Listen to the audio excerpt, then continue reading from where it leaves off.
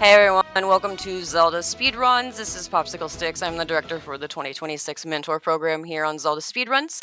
This is year 2 of the program, and this is week 1 of the progress race. And today on Restream, you will see 4 brand new NMG runners. Some of them have never been on a Restream before, some of them have never ran this game before, so let's encourage them, cheer them on, and wish them luck. We have 2 commentators for today. I will go ahead and let them introduce themselves and we'll get this thing going. Good luck, have fun. Hey, I'm Meowski. I'm one of the mentors for the Mentor Program. Nice to see you all. And I am joined by... I'm Eudaimonistic. Long-time player of the game. Haven't really taken the speedrun seriously until recent, and I'm excited to both learn and hopefully share some information along the way. Maybe fall back on some older experience, but Meowski here is the true pro on the mic here, and we're hoping to put on display some of the new things that our mentees have learned over the course of the last week. For those of you unfamiliar, the NMG Mentor Program pairs experienced runners with people who have either never played before or want to improve their times, and it looks like we're about to get started here. Yep, yeah, it looks like everyone's getting into it now. I'm only familiar with 2 of these runners. Klutz I've talked to. Klutz has been, really forward about getting live split, auto splitting working, and wrote a guide for that. All over the course of learning the run and being a mentee through the program. Summertime Queen is one of my mentees, her performance completely, my performance, reflects how well she does, so I hope she does well. Julie Burns and Simon I'm not familiar with, but, I'm looking forward to seeing what they're capable of as well. Of course, all of these up-and-coming runners, prospects in their own right, and they, of course, have several more weeks, 5 or 6 more weeks for... I don't remember exact counts on weeks for how many we're doing this, but we're going to continue to roll out more splits for each of these weeks as we progress, and these progression milestones will hopefully be an opportunity to see people gaining golds week after week, improving and refining on the things that they're learning each time. Here in the early game, we don't have boots, so there's a lot of cardinal direction movements, trying to avoid nudges, bumping into things. Meowski, let's talk a little bit about the specific movement tech that they have to focus on here during the escape. Yeah, so there's some advanced... I like to think of escape as sort of the Streets 112 of Link to the Past, right? It's you're just walking a bunch of places and you pop off when you shave off a second in it. It's there's a lot going on under the hood in terms of movement tech and optimizing movement. In a lot of these rooms, you want to make a conscious decision whether to do cardinal movement or diagonal movement. Pumping is also a thing in some of these, but I don't think any of our runners, maybe Simon, we'll be doing that. But yeah, a lot of it's clean diagonals, clean lines through the room, executing these strats really well. Simon's doing a really good job of you're about to see Keyguard 2 on their screen. Oop, messed it up a little bit. You want to be a little bit more right when you release the spin, but that's a difficult room to do. Waits for the key there. Good, because they're about to leave without it, so good recognition there. I'm guessing Simon's probably either an already experienced runner who's joined the program to get their times down, or a rando runner or something. All right. Yeah, and that's certainly quite a few people in this program as well. It's not just folks who are brand new to the run, but also people who are, maybe playing a lot and, haven't had a chance to really refine these splits.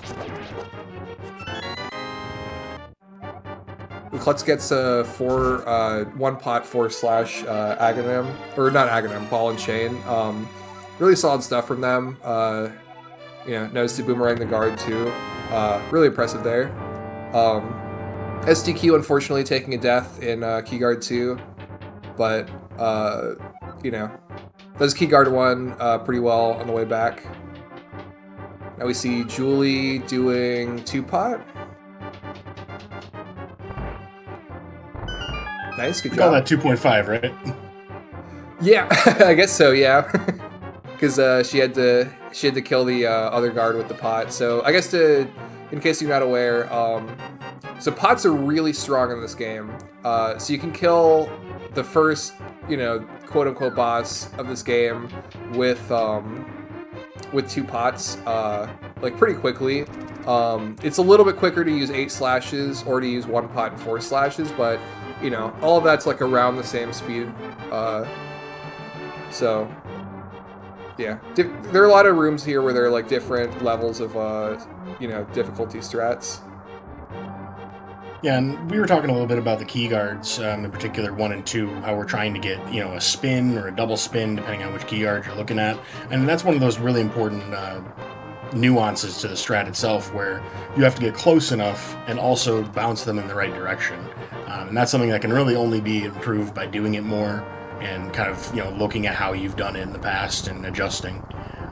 Definitely something that is worth focusing on during the early half of the escape when you're trying to improve on that split. Absolutely. Well, as our runners find their way out of the basement, we're heading back down through the mantle. Pushing that statue is actually, in my opinion, the most infuriating part of the entire escape. I don't know how you feel about that, Meowski, but if you're in Simon's shoes, you might also get some snakes. Yeah, so the thing about the mantle is that if you get like a diagonal by accident, then you completely stop your movement. You have to be going cardinal right. So if you have a controller that has like really strong diagonals, or like, you're running on like not, quite a first party SNES controller, sometimes you accidentally get a diagonal there and it's like kind of annoying. So I'm totally with you there. But yeah. Next room Julie's about to go into, Snake Avoidance Room. I like to think of this room as having 3 different lanes. You can see there's like 3 kind of layers of snakes. So you pick a lane, boomerang the snakes that are in your way, and then get through. All things considered, I think Julie handled that pretty well. It's unfortunate when you get snakes in all 3 lanes, and sometimes you have to, slide between them. That's your best route. But always nice when you get through there with only like 1 damage boost. Yeah, we also get to see a little bit of fun stuff here in the last part of the escape. As you go right out of the room heading towards the switch, you can skip a text box by simply holding right outside of the door. If you go down at all, Zelda will talk to you twice.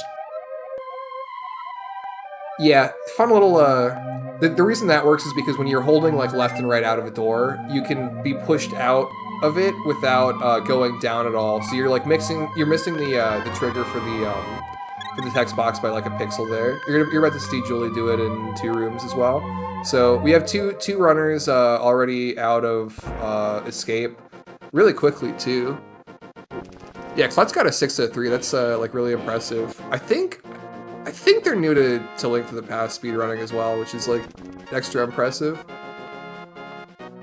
Yeah, you got to do a few things right. Probably got a sub 6. What was that? You got to do a few things right in order to get anywhere close to 6. Yeah, definitely. You got to be, pretty experienced, know like exactly what you're doing in all the rooms, etc., etc.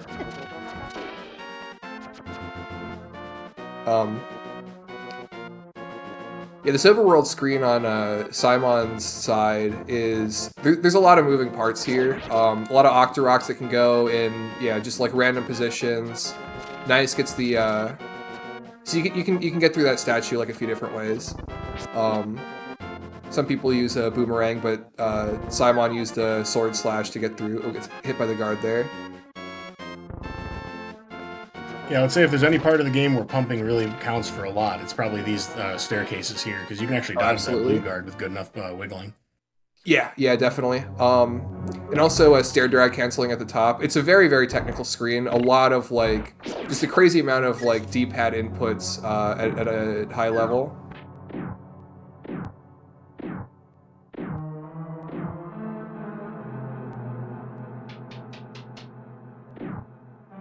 Oh, we see Klutz getting the rupees here. I believe Simon probably skipped that, so that's for...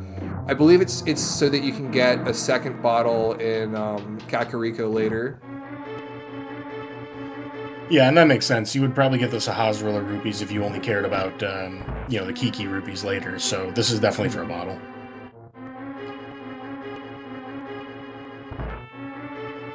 Ooh, okay, yeah, Julie got the short boom there. So sometimes when you throw a boomerang at a guard, because of the way guard detection works, it's actually based on like invisible sprites. The boomerang detects like an invisible sprite that's used to like, make the guard see Link, and then it like bounces off of that instead of hitting the guard. Just a, unfortunate and like slightly infuriating thing that happens sometimes. Yeah, it's one of the fun features of the practice hack that you can visualize, and I'm sure that increases lag on the gameplay side of things. But to even see the search beams themselves, I think Ocarina of Time has a similar thing too. Now that I'm thinking about it, interesting. Okay, yeah, or at least it comes to mind thinking about the castle sequence. Yeah, definitely. Ooh, Simon gets a good damage boost there. So that room's really tricky. You're guaranteed to take damage if you don't do the slow strat. You damage boost through some stuff to be able to... You're going to see it on Klutz's end as well. Yep, damage boost up the Popo, pick up the pot, classic, easy. Good job. Textbook stuff right there from Klutz. You pick up the pot and you press on, you step on the button, get the big key from the chest there. In the meantime, it looks like Summertime's made it out of Escape, so we should be good to proceed to Eastern Palace from there. Yeah, she had a few deaths, but honestly, absolute trooper for making it through. I don't know, just kind of goes to show. I've seen a lot of like newer runners reset over like really small minor things, but it's Oop. Okay, Julie got the pot, or the button. Yeah, resetting is bad as a new runner. Really what you want to be doing is just, learning the run. Like, every run's a lesson, right? Something that you can learn. Probably my favorite thing about this run, as somebody who is relatively newer to, revisiting all these rooms, is the fact that you can do everything one room at a time. Link to the Past is really great about, being a top-down, small room kind of scale of the game, where you can really refine all 500 plus of them individually if you really try to. Absolutely. So yeah, I mean, every rep you take is an opportunity to learn. Good Armos from Simon there. We're about to see that from Klutz as well. Nice. Perfect. Skip the red Armos phase as well. Good stuff.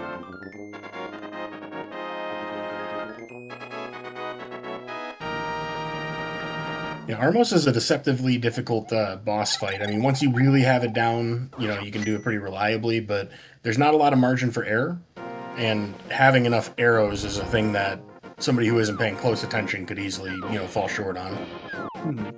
Yeah, arrow control is really important, especially for the first 5 shots. You have to kind of time them really well. If you I find that like spamming the Y button is actually worse for that. You want to like time the arrows, pretty well. Although I've talked to some other top runners who like spam at exactly like twice the rate that the arrows shoot out, so it always just kind of works out for them. But definitely a difficult thing to do.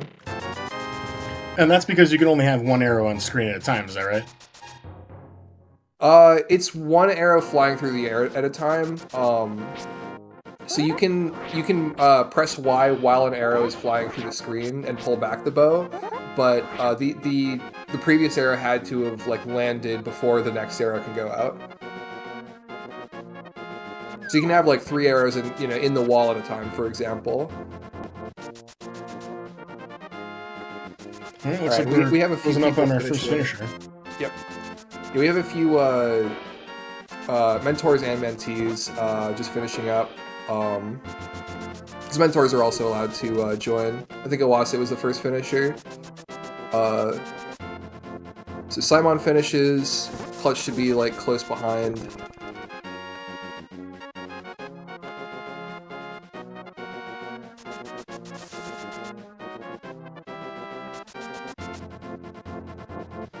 Really impressive times all around.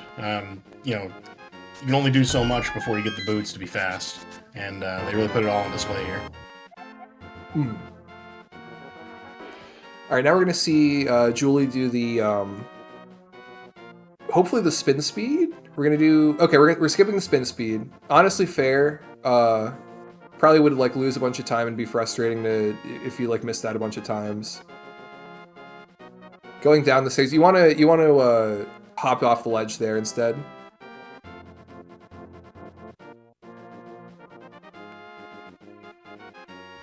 And of course, now that you have boots, you can also do a quick hop if you press A right at the ledge, which is nice. A little harder to do north facing because you have to be facing sideways, but for the south facing at ledges, that's pretty straightforward for saving yourself about a half second each time. I find north facing quick hops like visually look really cool. It feels like kind of a swag movement, you know? A lot of the times you can Right. just in those spots you can just kind of dash off and it doesn't lose that much time. But I don't know. I've always been a big fan of like trying to do the north quick hop whenever you can. Like the one in Thievestown and the one in Meyer both are just too cool to be real. Yeah. Well, here's Julie with the book. Mm-hmm. All right, good on Summer for remembering that she doesn't have to go through the entire loop again because she already has the big key. Oh, just barely misses. Oh, okay. Yeah, she's like pixels off of being able to hit that guy. She might be a little low to hit him. Oh, never mind. Yeah, the hurt box for the Igors is a little bit weird. Oh! Hate to see it. Well, good news is we got the keys, so now we can just run past them in the True, yeah. reattempt.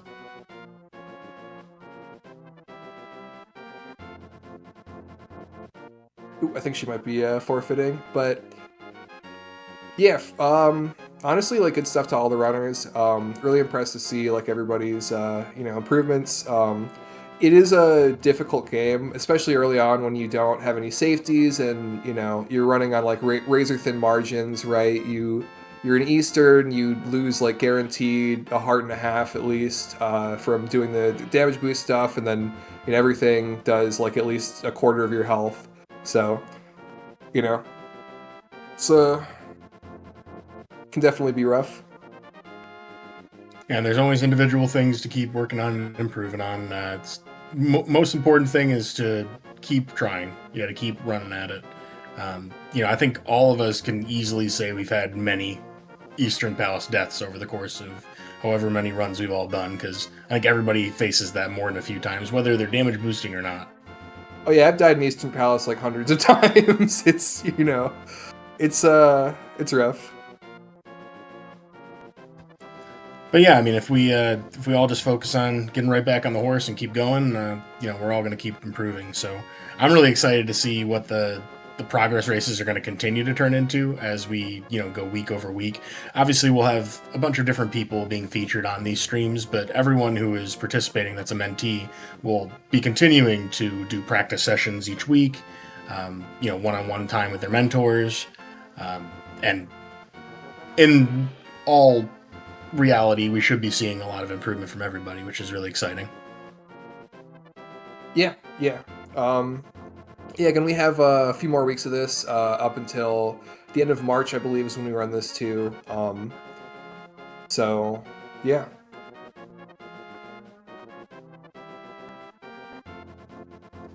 So I believe we have an opportunity to answer some questions from the chat about this segment, about this section. True, yeah. We have a full like hour time slot, so we got time to answer questions from people in chat.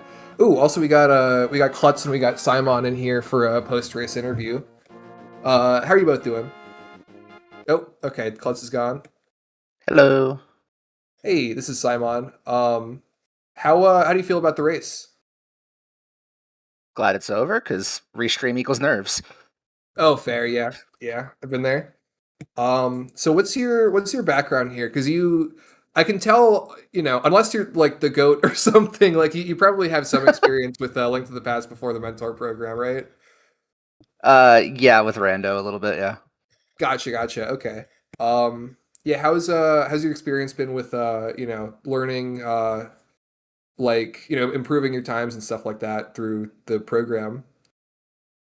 That's the exciting thing because like with rando, I'm relatively busy in that, so like just getting to play anything is. Oh, you cut out there.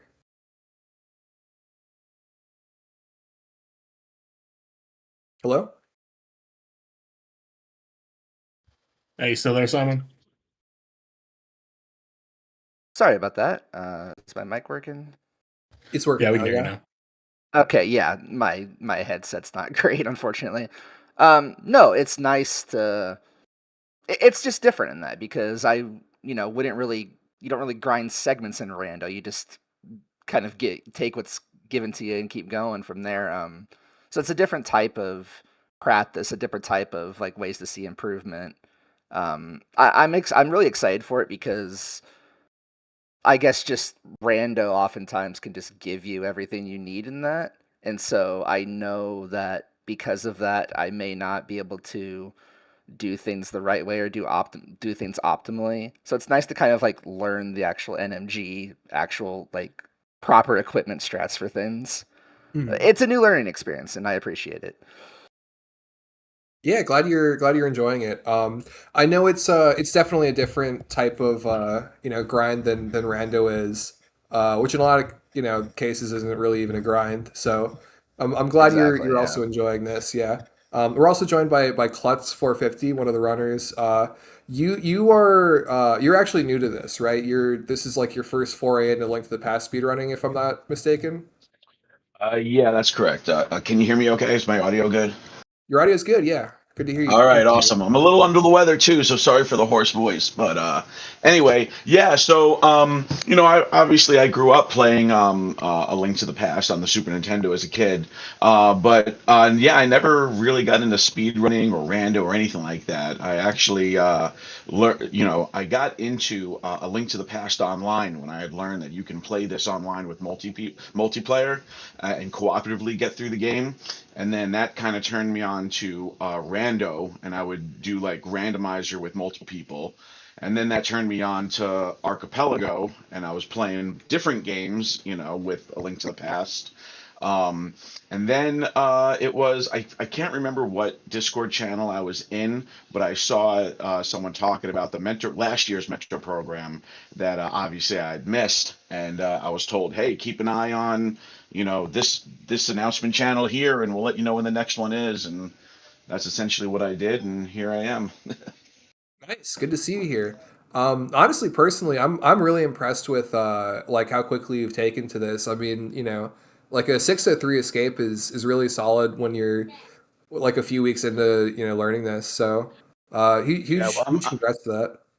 yeah, thanks. I mean, I'm pretty much like in my real life, I'm pretty much like all or nothing. Like if I say I'm going to do something, it's like, all right, let's do this, and then I focus hard on it. And as long as I have like a video or something I can watch and mimic, I'll just keep at it until I can very closely replicate it. But yeah. Word, yeah. Um, do we have any? We have a question from chat. This isn't like a mechanics question or anything, but it's from some Jake guy. What's everyone's favorite part about speedrunning this game? I think that's a pretty good question. It is. Mentees, do you have anything so far that you really enjoy?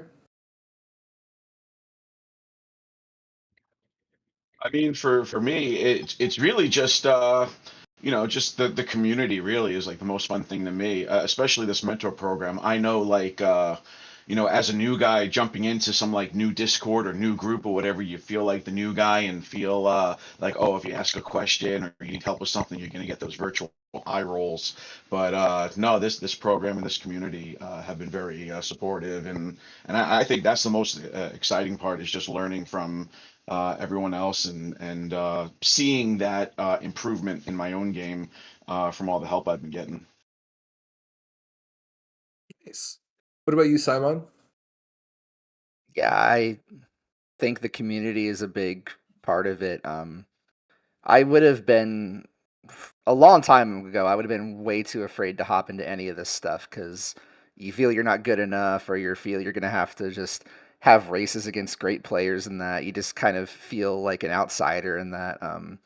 But having done random and then kind of been on the periphery enough, you don't have to be amazing. You don't, you could just have fun in that. Like, it's speedrunning, sure, but you don't have to be in it to go for world records or anything like that. You could just hang out, and then there's so many adjacent things to be doing on the side with other people of the community, and it just makes everything awesome. So, like, definitely the community part of it. But no, it's always great to see yourself improve as well. Couldn't agree more. I love your responses, by the way. Those are like so, like wholesome and like reflective of how good a community we have. Because I was gonna respond to that with like, some of the rooms in Ice Palace are like really fun to do back to back, but the community is also great. And as people were saying in chat, the practice hack is really like really solid and good for grinding out like rooms in this game. I've recently started running other games where there's no practice hack, and it's like you kind of have to do either emulator save states or some kind of hacky thing on like a FX pack or something, and it's not quite as clean as being able to just do a button combination for loading a room and re-randomizing the RNG and getting the room time and all that. Ice physics are weird, but they are fun. Yeah, it's gonna be a fun week when we go over like ice physics in Ice Palace. You have anything to add, Yuda? I'm not sure if ice physics are more fun or swimming, because I, to this day, still completely mystified by how that really works. Yeah, I find that you just have to go like take it room by room, have a plan for like each room and just do the because I don't think anyone really understands how ice works except maybe like one person. Like it's all just black magic. Well, for one, it expands when it gets colder, and that makes no sense. Oh, wait, we're talking about speedrunning stuff. Never mind. But just I have some questions if none of the mentees do. I guess they're mostly questions that I've been getting from mentees. Pop quiz, are you ready? For ready. who's the pop quiz for? All of us? Everyone in chat? Yeah, everyone. Okay. Okay. What is an FX pack or an SD to SNES? What is a PB? I'll just keep listing them off. What does RNG mean? What does sub 90 mean? What is a pixel? What is a frame rule, iframes, and what the AdWord are rat frames? Quick warps? What is a chest I'll turn go or a over chest slide? I'll pause there. I'll go over like quick warps because I feel like a lot of the other stuff is I don't know. Quick warps we're gonna get into at some point. Basically, if you go into a warp to go to the dark world, um, there are certain like pixel alignments, like in groups of two, like horizontal pixel alignments, where if you step on that warp, the warp animation is like 30 frames faster, which over the course of a run saves like a little chunk of time, right? So some of the times, depending on where the warp is on the screen, you want to enter the warp from the left or from the right or from like the middle, on the top or the bottom. Uh, it kind of depends on like where the warp is. I know, and also like what else is going on screen, right? So the first time you get to Death Mountain, you want to enter the warp portal on the right side. That saves some time, and then the second time you want to enter so that you are like in the middle of it. Even though it's the same warp portal, it's actually like a different alignment because of reasons. I'm not going to get into that. Well, one of the things that was mentioned was a frame rule, and so this is maybe a good opportunity to talk about some really basic movement mechanics. If I remember correctly, Link moves what in a 2-1-1-2, one of the two, depending on which cardinal direction you're going in, pixels per frame animation pattern. And if you use or take advantage of the way that items in the world are aligned, you can basically have Link open a key door on the same frame that he dashes through it. Good example of this is like the torches in Desert Palace in the back. If you dash and nudge alongside the torch going into the back half, Link will use that key and dash through it in the same frame. We see the same thing in Aghanim's Tower for that first chest, and a handful of other places where you can just kind of take advantage of how the geometry of the world is aligned. Hmm. Frame rules also have a couple of weird nuances. This is a good backup safety if you ever need one. I've used this one for years when I played randomizer. If you have a hookshot or a boomerang and a freestanding heart from like a pot, you have a 1 in 4 chance of getting a double heal if you use a boomerang or hookshot to pick it up. For the same exact reason, it tries to detect the heart and does it twice. Very slight correction because like basically everything you said was right. So for the key door thing, that's what we call being aligned to the grid. Because there's a grid of like every I think 4 pixels. I guess it also kind of overlaps with like frame rules, but like usually when we talk about frame rules in this game, we're talking about the damage only being calculated every 4 frames. So you can be like you can get like 3 frames into like being in a position where you would be damaged, and then pause and then unpause, and then depending on just kind of what frame you unpause on, you can get through another 3 frames without being damaged. So there's a place in Misery Mire where you can use that to just go entirely through like a spark without getting taking damage at all. Although it's really just kind of based on luck more than anything. You can also uh, you can also like keep select buffering. This isn't really anything that like comes up in any run at all, but you can keep select buffering while you're like overlapping with something and about to take damage from it. And if you're lucky, you just don't take damage from it at all, just because of the way if you like unpause the game and only go through frames where you're not damage isn't calculated. A lot of weird like jank with frame rules, but a lot of the time it's not really that relevant. So maybe a more relevant question to ask, and this is kind of more pertaining to like what we've already seen today in this segment. Um, in general, is it better to boomerang a guard or an enemy, or is it better to walk around, or is it better to slash? If you have the choice between the three. That's a good question. I think ooh, that's a really good question. I think go around if it's on the way to where you're going. Right? If you like have to go all the way around a guard and then come like loop back around to where you were before to get to like a door, then it's probably better to like boomerang or slash. Boomerang's a little bit faster, and you don't have to like if something takes multiple slashes to die, you don't have to slash them multiple times. Um, we'll probably slash instead of boomerang if we want to kill the thing for its drops, or because slashing is like a few frames slower than a boomerang. Um, yeah, so we'll do that if we want to kill something for its drops, which doesn't really like come into play for like newer runners. Or what else? There are like other reasons to slash. Like if something I don't know if boomeranging like wouldn't work in that situation for some reason, then slashing's better. Stalfos, for example, like boomeranging them isn't going to do anything. It's just going to do a little damage to them. But if you slash at them, then they'll jump away and get out of your way. So it's kind of a case by case basis, but in general, like either boomerang or slash if going around isn't out of your way.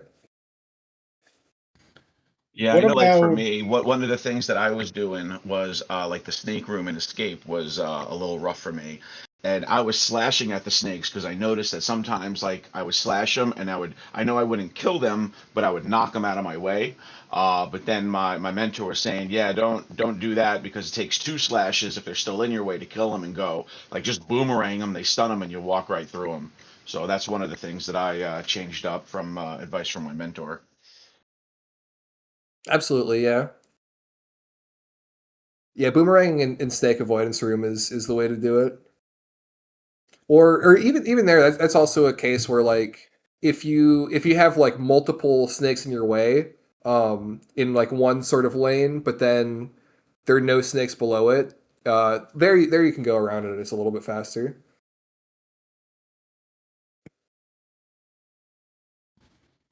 So, how do you feel about addressing key rat RNG? If I know everybody's walking left, but what's the most reliable way if he walks up on you? Is you just want to walk all the way to the torch and then go up, or do you want a diagonal before then?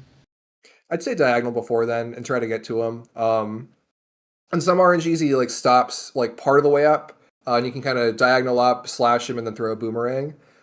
Sometimes you get the Seattle rat where he's all the way up in the corner, and you got to slash him, and then you have to actually basically, there are other ways around this, but you have to basically wait for the key to go up and then drop, and then you can boomerang it.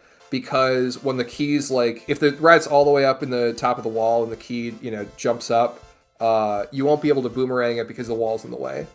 So that one sucks, and that only happens when the game hates you and the rat hates you. But there are ways to deal with it. It's not the end of the world. Yeah, I know one of my runs with the key rat. I had a really good kill. I threw the boomerang. I was far enough away. I swear to God, I thought I grabbed it, and I was heading towards the door, trying to race away from my boomerang. And by the time I got there, I realized, oh, it didn't grab the key. So.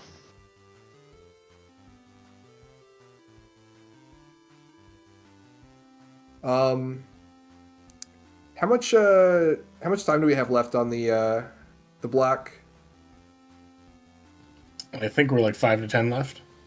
Gotcha. Okay. Yeah, I'm willing to. We can take some more questions if we have any from the chat. The other two most common ones I've been getting via DM or elsewhere are, my mentor keeps telling me to snap into doors, but I don't understand what that means or why. Ooh, yeah, okay, so this is like a little bit of advanced sort of movement tech and not lag reduction, but like just kind of speed up tech.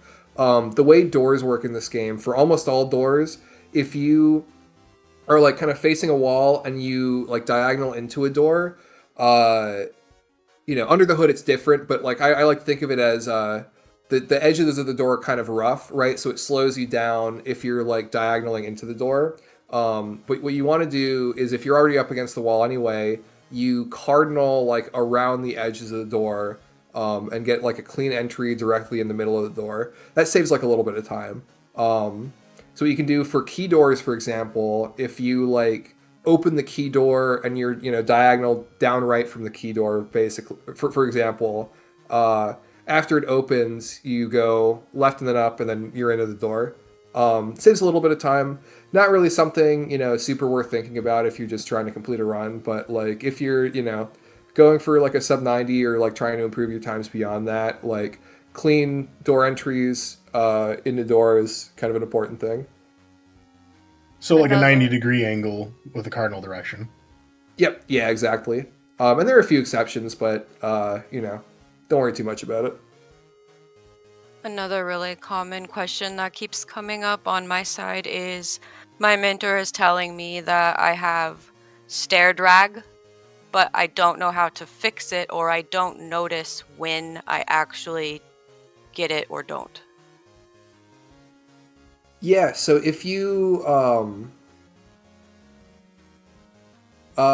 this happens from like spiral staircases, and also from like the manual stairs, like the ones you see outside of Eastern Palace, right? When you get off the stairs, or when you come out of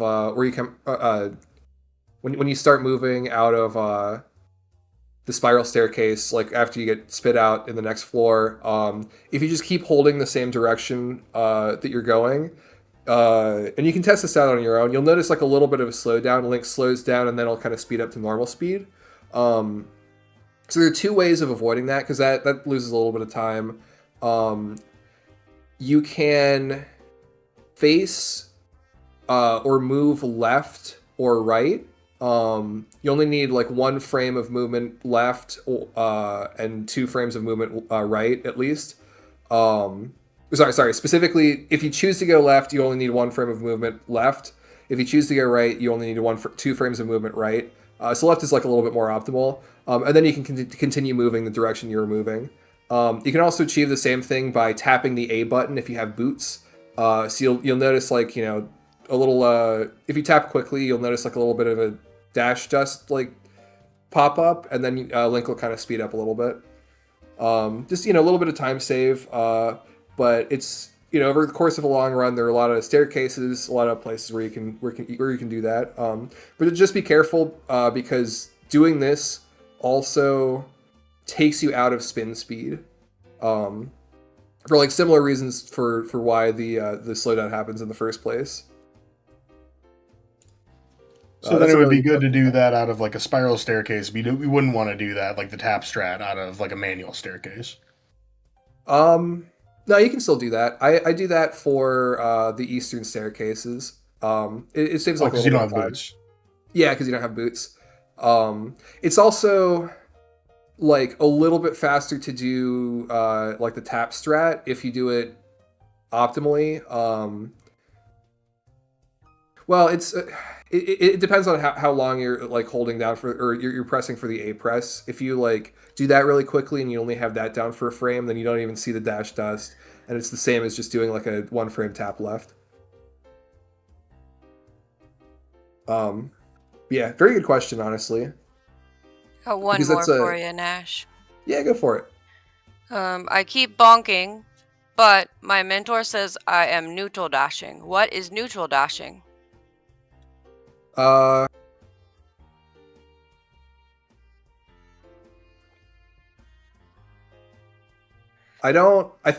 think neutral dashing means, in this context, it's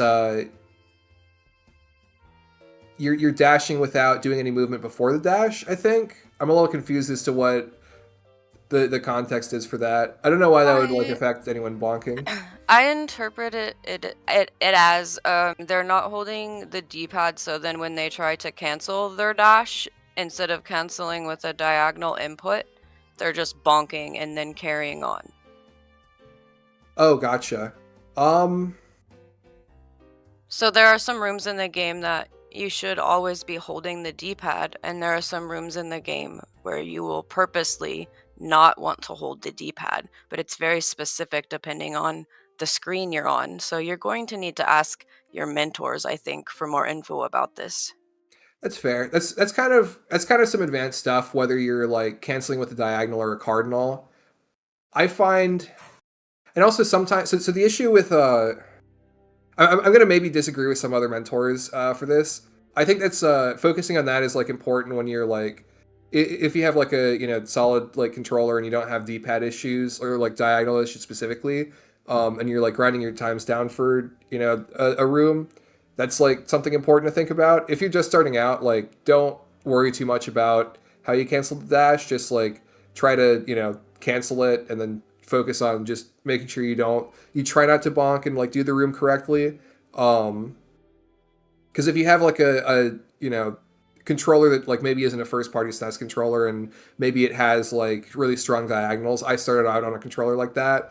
What happens when you hold a direction while you're dashing is sometimes you get an accidental diagonal movement and it takes you out of your dash like immediately. But I guess answering the question as if like I'm someone who is like pushing for like a sub 90 or beyond. Yeah, fair. Yeah, Simon mentioned that as well. Again, it's like a little bit controller dependent, right? Because diagonals are weird with D-pads, but if I have a good D-pad, if I'm like trying to grind a really good time for the game, and I have like a solid understanding of like dash lines and stuff. In some cases, you want to be holding a direction while you're going into a dash, so that you can very easily switch to a diagonal. Like let's say you're dashing left, you hold left into the dash, keep holding left as you're dashing, and then you cancel by switching from left to up left or down left. As a quick like little diagonal, cancel. It's important for like some rooms for usually for stuff like grid alignment, which is something that Yuta brought up earlier. Might be important for stuff like that if you're trying to set up for a key dash or if you're trying to reduce the likelihood of you bonking. In some spots, there's like a lot of there's a lot of grid alignment type stuff that's like really advanced that probably isn't worth going into now. But and then in some cases you want to just not really hold a direction and then cancel with a cardinal in a different direction. Very room specific. Sorry, I hope that wasn't like too rambly. No, you did great. Thank you. Great info. Does anyone else have any more questions?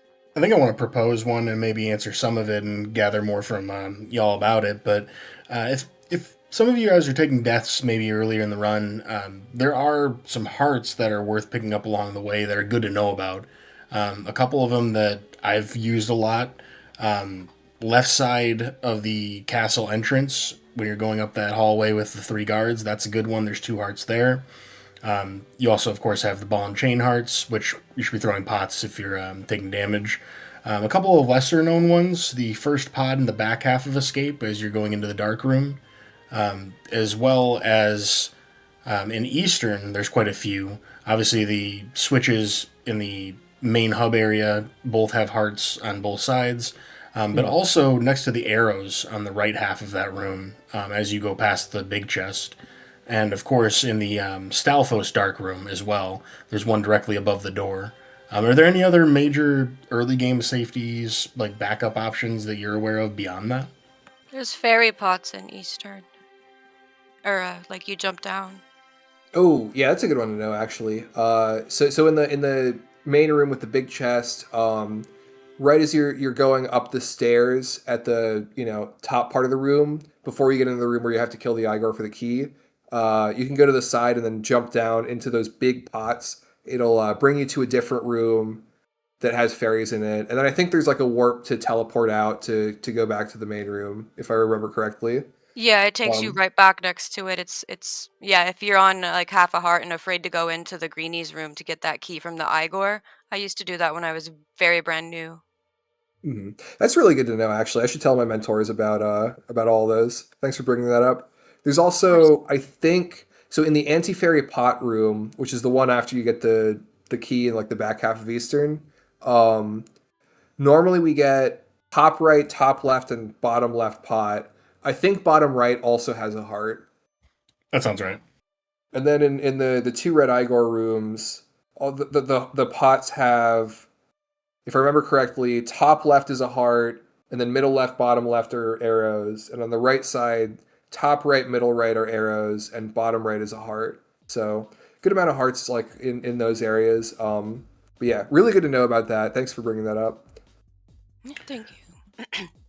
Yeah, I mean, as rough as it is to take the time to do those things, it's certainly better than deaths. So I mean, Absolutely. for any of you, we all have the deaths, but if you're in danger of it, definitely worth to take the detour. You can always save that time in a later run.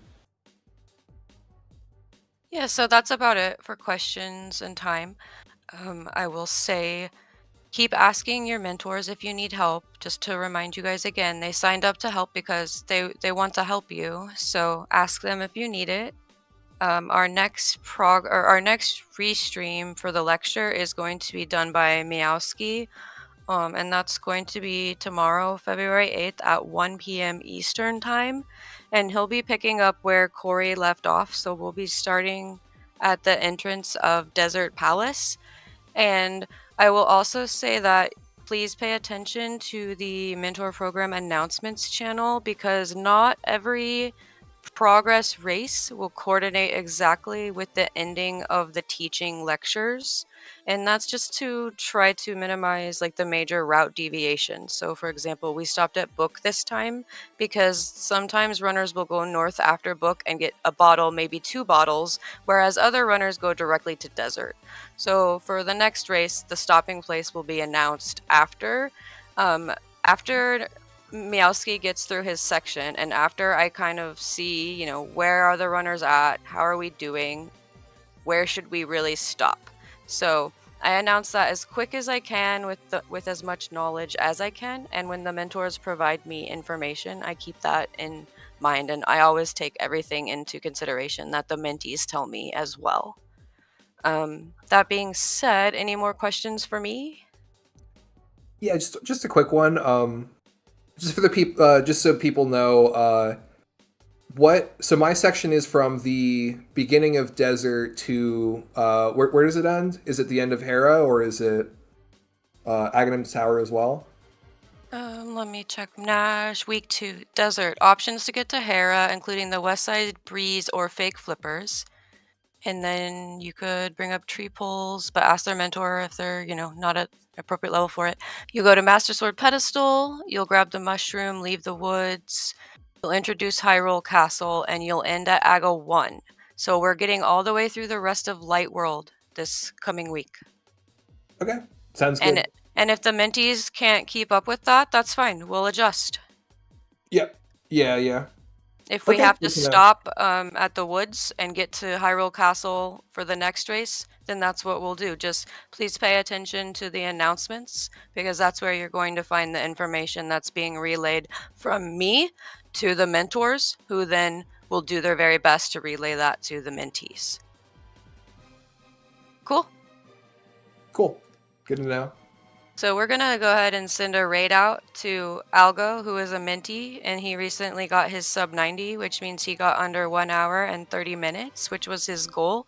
And now his goal is to continue learning and improving, but he doesn't have a specific time goal. He just wants to improve. So let's wish him good luck, encourage him. Thank you, everyone. I appreciate you guys for being here. Thank you, Yuta and Meowski, for doing commentary. Good job to all of our new mentees, all of our returning mentees. Great job to our mentors. Thank you guys. Have a great day. Thank you for organizing all this, and Meowski for jumping in on short notice. Yeah. Thanks for having me, and thank you, Yuta, for also doing commentary.